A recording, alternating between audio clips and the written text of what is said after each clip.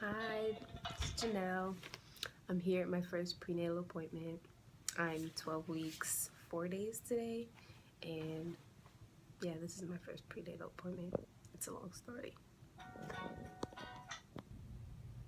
I'm here at the doctor's office, and I just realized they have first trimester, second trimester, third trimester, fourth trimester. It's my first time seeing fourth trimester. Fourth trimester is 1 to 12 weeks after giving birth. Interesting. So it's been over 30 minutes. Still waiting in this waiting room. We're waiting on my midwife. My first appointment with her. I don't know. When I got to the waiting room, there was nobody in the waiting room. But for some reason, I've been waiting here a long time. But hey, Navy Medical, that free medical. Can't ask for too much. So just got back from my appointment and I'm back on the ship or the barge. I'm not changing into uniform because I'm leaving soon. Yeah, this is the barge. Good evening, everyone. So it's me, Janelle. Today I had my first prenatal appointment. I'm 12 weeks and 5 days. She told me we conceived on October 7th and the baby's due June 29th.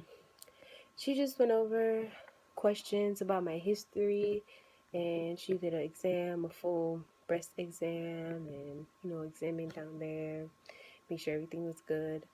And listen to the baby's heartbeat with the little Doppler. Uh, her heart rate was perfect. It was fine. It was like 156 or 150 something. My sister-in-law told me that if the heart rate is high, that it was a girl. I asked the doctor. She said that's not true. But I mean, if it's a girl, then I'll be glad because I do want a girl. My first baby for me was a boy, so I'm really hoping it's a girl. And plus, I want to tie my tubes, so I'm really hoping for a girl.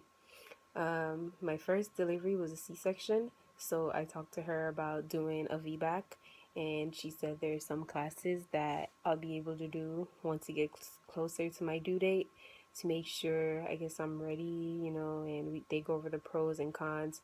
I've done my research online, and it looks like doing a VBAC is more successful than it is a failure. The biggest thing I saw was if you had a rupture, and my baby's 4 now, so I'm pretty sure I'm way past that point. So I don't think I would have anything to worry about doing a VBAC. I just hope that what happened the last time when they said the baby's heart rate stopped, I mean not stopped, but it kept dropping with my contractions, that doesn't happen again. So I won't have to have a emergency C-section because according to Portsmouth Naval Hospital, that's what it was. But I don't know. I'm not sure if it was a real emergency, but I didn't want to risk the baby's life, so I went ahead and did it. But this time around, I'm going to be stronger, and if I have to wait till the baby's head is coming out before I go to the hospital, then that's what it's going to be because I refuse to get another C-section. Some other things that went on at my appointment was my midwife, she told me to go to the lab to get glucose done. So I go to the lab and I waited for 30-40 minutes, me and my husband, and when we get to the lab, it wasn't ordered. So I just did a test that was in there from an appointment I already had. It was a urine test, so I just did the urine test and was like, okay, well, maybe she forgot to put it in. So she also told me to go to the pharmacy to pick up some meds and creams and stuff that she put in for me. I get a number in the naval pharmacy and I sit and wait for them to call my number.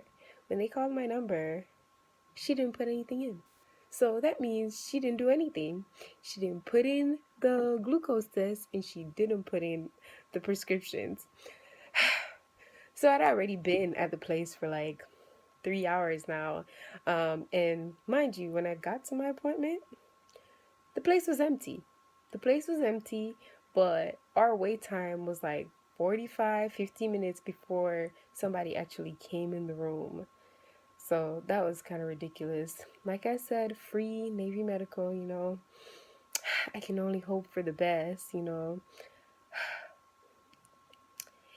Anyways, so why I just had my first prenatal appointment is because last week was when I first told my ship I was pregnant. Did I know I was pregnant before? Yes, I did. I'm not sure how far along I knew I was pregnant, but I I knew before, but I was I was scared. This is my first ship, like I said. I reported in June, on June 25th to be exact, and I'm already pregnant. I haven't even made it a year on the ship, and I'm already pregnant.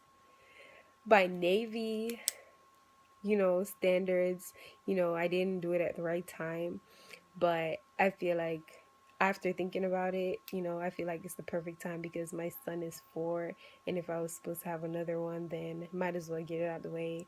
Like I say, I plan to tie my tubes. Um, we together, me and my husband, have 5.